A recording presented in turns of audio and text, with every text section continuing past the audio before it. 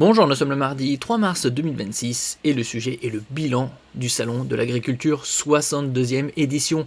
Forte baisse de la fréquentation, moins 27,9% par rapport à l'année dernière. Le Salon de l'Agriculture 2026 a enregistré une baisse de fréquentation de 27,9% en raison notamment de l'absence de bovins pour cause de dermatose. N'oubliez pas de vous abonner pour plus de news nationales, européennes et internationales sur ce monde dans lequel nous vivons.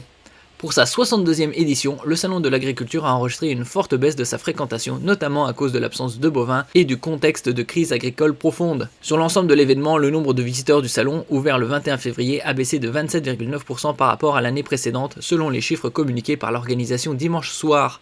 L'événement a rassemblé 437 402 visiteurs, donc on est passé sous la barre des 500 000 visiteurs, contre 607 000 lors de l'édition précédente, loin du record de 2014, 703 000. Sans bovins et dans les travaux. Sur les 4 premiers jours déjà, la fréquentation était en baisse d'environ 25%, donc le quart. Et sur le reste de la semaine, les travées ont paru bien clairsemées, avant de retrouver pour le dernier samedi une affluence plus habituelle, avec 3 étages de halls gastronomiques régionaux encombrés de familles, seniors et beaucoup de jeunes. Donc une très forte baisse, puisqu'on est passé sous la barre des 500 000 visiteurs. La fin du bio.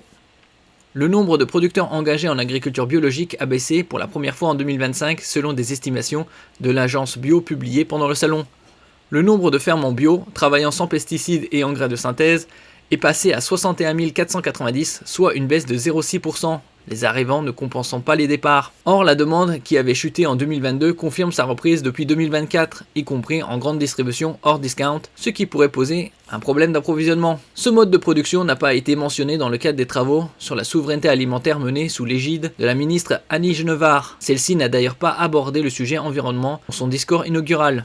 L'Europe au cœur des inquiétudes. Alors que la nouvelle architecture de la PAC, proposée par Bruxelles pour 2028-2034, et son budget rencontre de fortes critiques en France, le commissaire européen à l'agriculture, le luxembourgeois Christophe Hansen, a passé toute une journée au salon mercredi à rencontrer syndicats, filières, élus. Il y est venu avec 40 millions d'euros pour aider la filière viticole à distiller ses surproductions et une suspension d'1 an de droits de douane sur les engrais importés. Nous verrons l'année prochaine. Probablement il y aura les expositions des bovins puisqu'ils ont tous été vaccinés. Merci pour votre écoute et à la prochaine.